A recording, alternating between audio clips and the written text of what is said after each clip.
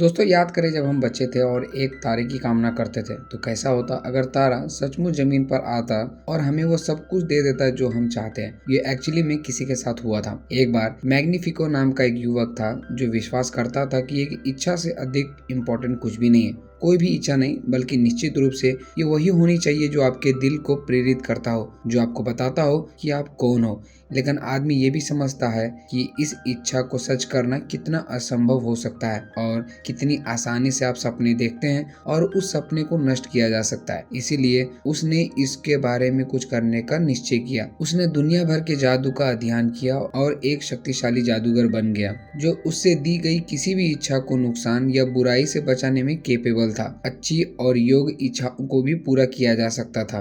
जादूगर को नहीं पता था कि दुनिया उसके उपहार को चाहेगी या नहीं, लेकिन उसने और उसकी वफादार पत्नी अमाया ने एक नया उत्तम द्वीप ढूंढ लिया और वहां उन्हें रोसस शहर नाम का एक राज्य बनाया जहां कोई भी परिवार हो, चाहे वो कहीं से भी हो, वहां वो आए उनका स्वागत किया गया और लोग अपनी खुशी के लिए दूर दूर से वहां आकर बस गए। उन्होंने राजा को उनकी रक्षा के लिए अपनी इच्छाएं दे दी और आशा किया कि एक दिन उसकी इच्छा पूरी हो जाएगी। उनमें से एक 17 साल की एक लड़की आशा है जो वह एक्चुअली में अपने राज्य के सभी लोगों से प्यार करती है। आज उसके दादा सभा का 100वां जन्मदिन है। सौभाग्य से राजा मैग्निफिको ने आज एक इच्छा समारोह बुलाया है और आशा का मानना है कि सभा वह भाग्यशाली व्यक्ति होंगे जिसकी इच्छा पूरी होगी। आशा की माँ ने जन्मदिन का केक बनाने के लिए उससे मदद मांगी, लेकिन वह जल्दी में लगती है। आशा खुद को माफ कर देती है और टूरिस्ट को गाइड करने के लिए अपने रेगुलर काम पे लग जाती है। वह उन्हें पूरा शहर में ले जाती है और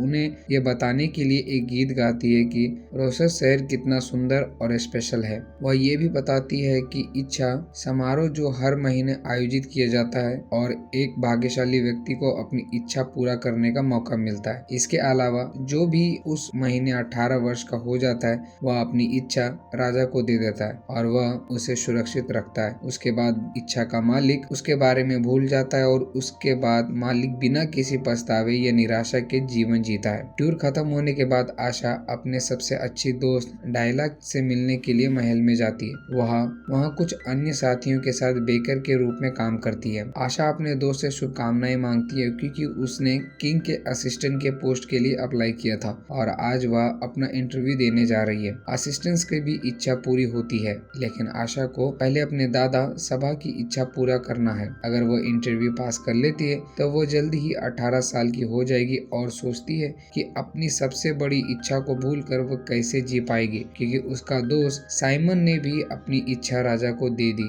लेकिन तब से वह थोड़ा अजीब हो गया है। साइमन को लगता है कि उसका जीवन में अब कोई लक्ष्य नहीं है। सौभाग्य से आशा के पास अभी भी इस पर विचार करने के लिए कुछ महीने हैं। अचानक रानी आती है और आशा से कहती है कि अब वो उसकी बारी है। रानी उसे सलाह देती है कि वह राजा की हर बात को ध्यान से सुने और ज्यादा उम्मीद ना रखे, क्योंकि मैग्निफो ने पिछले सभी कैंडिडेट को रिजेक्ट कर दिया है। हालांकि रानी अमाया उसका समर्थन करती है क्योंकि आशा एक्चुअल में अपने राज्य से प्यार करती है और फिर वह स्टडी रूम में एंटर करती है। आशा शानदार स्टडी रूम के चारों ओर देखती है, लेकिन उसका ध्यान कांच के पिंजरे में बंद एक रहस्यमय मंत्र पुस्तक पर जाता है। अचानक मैग्निफो आता है और आशा को मंत्र पुस्तक से दूर रहने की सलाह देता है क्योंकि उसमें काली जादुई तकनीकें शामिल है। इसके बाद वह इंटरव्यू शुरू करता है और उससे पूछता है कि वह क्यों करना चाहती है। आंसर में आशा का कहना है कि कमजोरी यह है कि वह बहुत अधिक परवाह करती है, लेकिन उसके अलावा वो तेजी से सीखती है, कड़ी मेहनत करती है और लचीली है। वह अपना कुछ चित्र भी दिखाती है जो उसने पिता से सीखे थे। वह एक महान फिलोसोफर थे और अक्सर आशा के साथ तारों को देखने के लिए उनके साथ पेड़ पर चढ़कर सितारे के बारे में बात करते थे और वह कहते थे कि तारे हमें गाइड करने के लिए हैं, हमें इंस्पायर करते हैं और हमें पॉसिबिलिटी पर विश्वास करने का याद दिलाते हैं। दुर्भाग्य से जब आशा केवल 12 वर्ष की थी तभी उसके पिताजी का मृत्यु हो गया। यह सुनकर मैग्निफिको को दुख होता है और वो कहते हैं कि एक समय था जब उनका पूरा परिवार और उनकी जमीन को लालची चोरों ने नष्ट कर दिया था। तभी उन्होंने जादू सीखा और लोगों के लिए एक सुरक्षित स्थान बनाया। आशा एक्चुअल में उनसे इंस्पायर होती है और उनके साथ काम करना चाहती है। मैग्निफिको को भी लड़की का जुनून पसंद आता है और वह उसे इनवाइट करता है एक बहुत बहुत ही खास जगह देखने के लिए जहाँ वह लोगों के सभी इच्छाएं रखता है और उन्हें बंद कर देता है। एक जादुई गोले के अंदर और छत के पास हवा में तैरता है। आशा ने सोचा कि यह इच्छाएं सिर्फ विचार है, लेकिन अब उसे एहसास हुआ कि वह हर किसी का सबसे अच्छा हिस्सा है। यही कारण है कि राजा ने अनगिनत इच्छाओं की रक्षा के लिए अपना जीवन समर्पित कर दिया। आशा नोटिस करती है कि उसी के बीच उनके दादा साहबा की भी इच्छा होती है और वह सार्वजनिक रूप से अपने पसंदीदा इंस्ट्रूमेंट बजाने का है। वह पूछती है कि क्या इसे आज पूरा किया जा सकता है, क्योंकि उनके दादा साहबा पहले से ही बहुत बूढ़े हो गए हैं और अब वो इंतजार नहीं कर पाएंगे। लेकिन राजा का कहना है कि सभा का इच्छा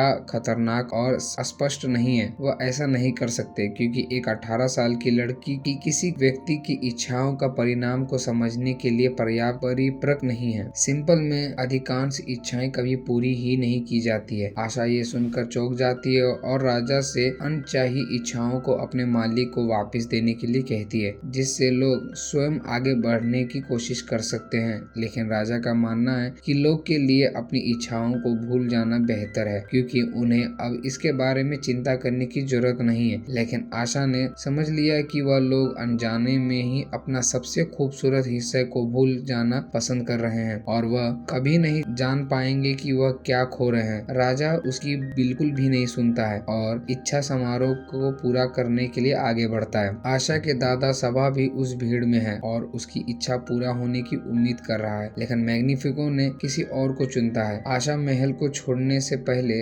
राजा उससे बताता है कि उसके दादा और उसकी माँ की इच्छा कभी पूरी नहीं होगी। आशा इस बात से सदमे में है और समझ नहीं पा रही है कि उसे क्या करना है। वह अपना विचार अपने परिवार के साथ शेयर करती है और उनके दादा सभा से उसकी इच्छा याद दिलाना चाहती है, लेकिन वो मना कर देते हैं। सुना है कि हर कोई राजा की स्पष्ट दयालुता से अंधे हो गए हैं और उस पर पूरा भरोसा करते हैं। आशा अपने घर से भाग जाती है और जंगल में कुछ शांति खोजने की कोशिश करती है। उसे लगता है कि हर किसी को सच बताना उसकी जिम्मेदारी है, लेकिन उसमें से अधिकांश उसकी असहमति पर विश्वास नहीं करेंगे। वह आकाश की ओर देखती है और उनके लिए कुछ और पाने और करने की इच्छा करती है। अचानक आकाश में कुछ गिरता है और भारी मात्रा में रोशनी निकलती है। सभी मानते कि यह राजा मैग्निफिको द्वारा किया गया एक जादुई कर्तव्य है। रानी अमाया अपने पति को प्रशंसा करने के लिए दौड़ती है, लेकिन वह क्रेडिट लेने से इनकार कर देते हैं। चाहे कुछ भी हो, इससे निश्चित रूप से इच्छाओं पर कुछ अजीब प्रभाव पड़ता है। इसी बीच आशा को भी अपने पूरे शरीर में एक अजीब सी अनुभूति महसूस होती है। अचानक वह अपने बकरी वेलेंटाइना को एक चमत्कारी चीज के पीछे भागते हुए देखती है। ऐसा लगता है जैसे वह छोटा सा एक तारा है जो जीने के लिए आया है। वह हर जगह चमक बिखेरता है और पूरे जंगल में एक जादुई प्रभाव छोड़ता है। जब तारा वेलेंटाइनो को छूता है तो वह चमत्कारी ढंग से बात करना शुरू कर देती है। उसने अपनी आंखों पर विश्वास नहीं हो रहा था और उसके मन में सवाल का पहाड़ खड़ा हो जाता है। पहला सवाल ये है कि उसने कैसे मैनेज किया आकाश में एक तारे से जुड़ने के लिए। वहीं अन्य जानवर आशा को शांत होने की सलाह देते हैं और उसे बताते हैं कि सभी जीवी प्राणी उत्तर के लिए आकाश की ओर देखते हैं, जैसा उसने किया। फिर वह ब्रह्मांड की उत्पत्ति को समझने के लिए एक गीत गाना शुरू कर देते हैं। इन शॉर्ट में कहूँ तो वह सभी सितारे हैं। आशा ये सुनकर बहुत खुश हो जाती है कि उसके पिता ने जो भी कहा था वो सच था। वह सितारे से जुड़े हुए हैं। वह अंत में उस छोटे सितारे का स्वागत करती है जो उसके लिए आकाश से आया है। आशा उन सभी इच्छाओं के बारे में बताती है जिन्हें कैद किया गया है मैग्निफिको द्वारा। वह उन इच्छाओं को उनके मालिक को वापस देना चाहती है। स्टार का सुझाव है कि उन्हें गुप्त रूप से उन सभी इच्छाओं को रिलीज करना चाहिए जो वो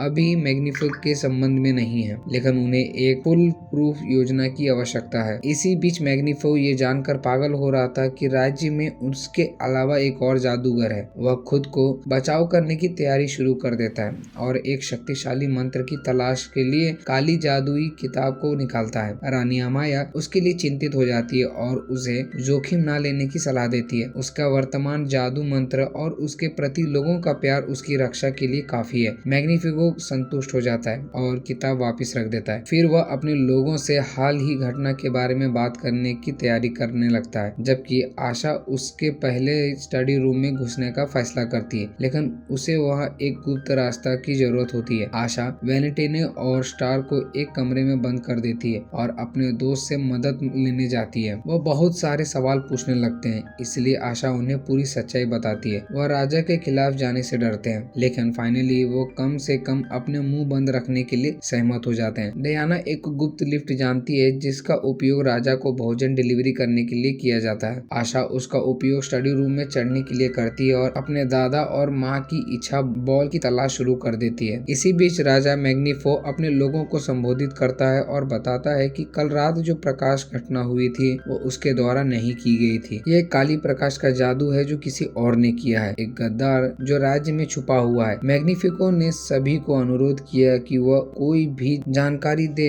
जो गद्दार को पकड़ने में मदद कर सकती है ताकि उसे कड़ी सजा दी जा सके। आशा के दोस्त रहस्य का खुलासा नहीं करते हैं। दयाला राजा का ध्यान भटकाने के लिए कुछ सवाल पूछना शुरू कर देती है आशा को कुछ और समय मिलने के लिए, लेकिन उसके सवाल से अन्य नागरिक उत्तेजित हो जाते हैं और वो पूछने लगते हैं कि राजा गद्दार को पकड़ने के लिए अपना जादू का उपयोग क्यों नहीं कर रहे हैं और क्या उनकी इच्छाएं नष्ट होने का खतरा है। राजा के पास कोई संतोषजनक उत्तर नहीं होने के कारण वह सॉल्यूशन के बारे में सोचता है और एक नया योजना के अनुसार वो घोषणा करता है कि जो भी कोई गद्दार को पहचान लेगा और उस पकड़ने में मदद करेगा उसकी इच्छा पूरी कर दी जाएगी और जो गद्दार की मदद करेगा उसकी इच्छा कभी भी पूरी नहीं होगी। यह सुनकर सभी चुप हो जाते हैं और गद्दार की तलाश शुरू कर देते हैं। राजा गुस्से में अपने कमरे में वापस आता है क्योंकि वह कभी नहीं सोचा था कि उसके लोग कभी उससे सवाल करने की हिम्मत करेंगे। वह उन्हें रहने के लिए एक सुरक्षित जगह प्रदान करता है और कुछ शुभकामनाएं भी देता है। राजा का मानना है कि यह राज्य के लिए काफी है और उन्हें उसका आभारी होना चाहिए। उसने काली जादू का किताब निकाला और एक स्टार को पकड़ने के लिए एक मंत्र ढूंढना शुरू कर दिया जो उसे सबसे शक्तिशाली बना देगा। जबकि वह बिजी होता है, आशा अपने दादा की इच्छा वाले गेंद लेकर चुपचाप बाहर निकल आती है और वह घर वापस जाती है और अपने दादा सभा को इच्छा गेंद दे देती है।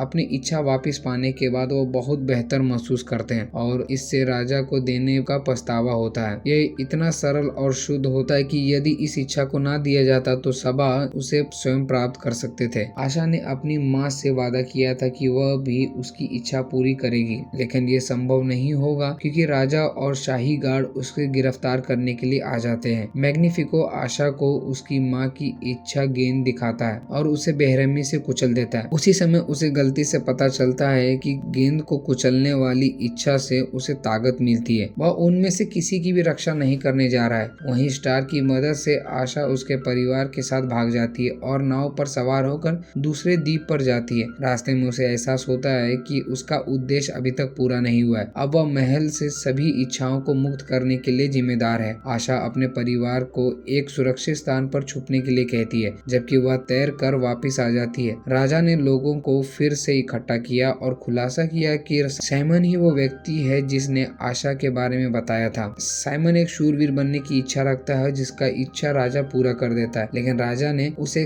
काले जादू के साथ ऐसा किया था जिससे साइमन पागल हो जाता है और अपना दिमाग खोल लेता है। वह सिर्फ एक राजा का गुलाम बन के रह गया। आशा के पास अपने मित्र द्वारा उसे धोखा देने जाने का दुख होने का समय नहीं था। उसे राज्य को बचाना है। वह रानी को संदेश भेजने के लिए एक बोलने वाले चूहे का उपयोग करती है और उससे मदद के अनुरोध करती है। इसके बाद वह अपने सभी दोस्तों से मिलने जाती है। वह एक बार फिर उसकी मदद करने के लिए सहमत हो गए। रानी भी वहाँ पहुँचती और कबूल करती है कि मैग्निफिको के साथ प्यार में अंधी हो गई थी। वह एक्चुअल में एक खुदगर्ज आदमी है जो अपने अलावा किसी और के बारे में नहीं सोचता है। रानी राजा को बताती है कि आशा को जंगल में देखा गया है। राजा तुरंत वहाँ पहुँचता है। इसी बीच रानी और आशा के सहेलियां जाकर इच्छाएं गेंद को छोड़ने के लिए छत की सीलिंग ओपन कर देते हैं। आशा को पता चलता है कि उसके सामने जो राजा है वो एक्चुअल में जादू द्वारा छुपा हुआ साइमन था, जबकि असली राजा तो महल में ही है। मैग्निफिको अपने काले जादू का उपयोग करते हुए सितारे के साथ सभी इच्छाओं को पकड़ लेता है। वह अब जनता के सामने अपना असली चेहरा दिखाने के लिए नहीं डरता है और सभी नागरिकों को काले जादू की मदद से जमीन से बांध देता है। आशा उसे रोकने के लिए दौड़ती है, लेकिन वो एक शक्तिशाली काले जादू के खिलाफ नहीं लड़ पाती है अपनी आखिरी शक्ति के साथ, और वो वही गाना गाती है जो स्टार बनते समय गाया। सभी नागरिक उसके साथ गाते हैं और उनकी एकता